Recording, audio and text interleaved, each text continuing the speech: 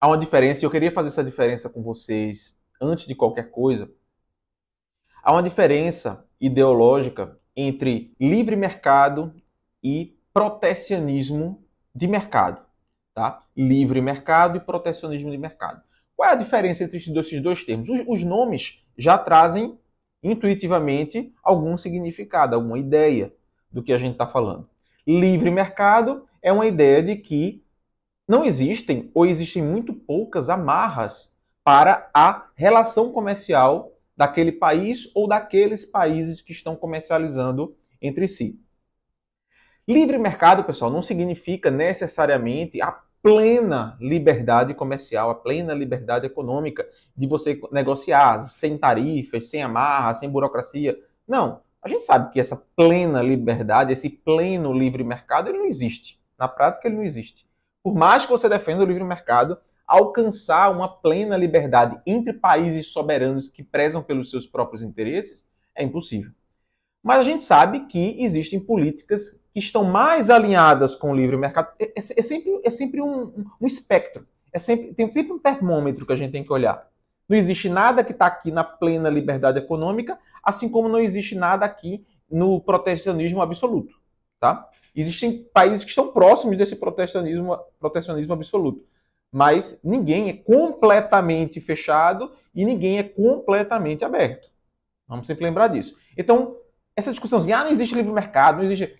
Claro que não existe, mas a gente sabe que tem países que estão mais para cá e tem países que estão mais para cá. Isso a gente tem que saber que existe e que é relevante a discussão.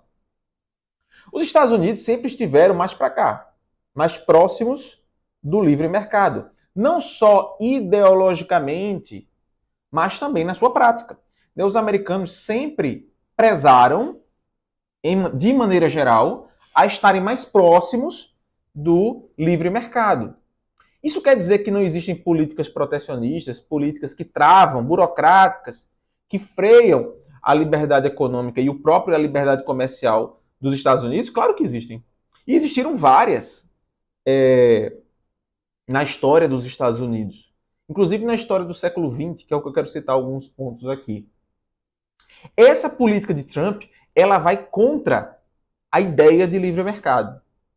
Por quê? Porque ela adota políticas protecionistas. O que é protecionismo?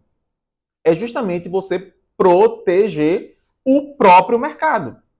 É você falar que eu vou criar barreiras, eu vou criar entraves, eu vou criar burocracias, tarifas, para que os produtos de fora entrem aqui no meu mercado e o meu mercado possa florescer por dentro e não precisar de fora. É uma ideia que parece linda na teoria. Acho que o campeão, um dos campeões mundiais de adotar essas políticas protecionistas foi o Brasil e se ferrou em absolutamente todas elas. O Brasil é um dos países que mais adotou políticas protecionistas com o intuito, com a ideia, com o argumento de impulsionar a indústria nacional. Você, além de quebrar a indústria nacional, você ainda não impulsionou. Porque não é assim que funciona. Um país não é capaz de produzir tudo. Numa economia globalizada, ainda mais, numa economia globalizada, nós temos um encadeamento de processos, de matéria-prima, de commodities, de processos industriais que um país só não consegue adotar. Então ele depende do mundo inteiro. Para você produzir um lápis, o grafite vem de um lugar, porque é mais barato naquele local, a mão de obra está no país, aí você vai precisar da madeira, que já vem de outro local, ou seja, é uma junção de empresas, processos, pessoas, países, que formam um único lápis. Que formam uma única cadeira, que formam um avião. Imagina quantas pessoas estão envolvidas no mundo.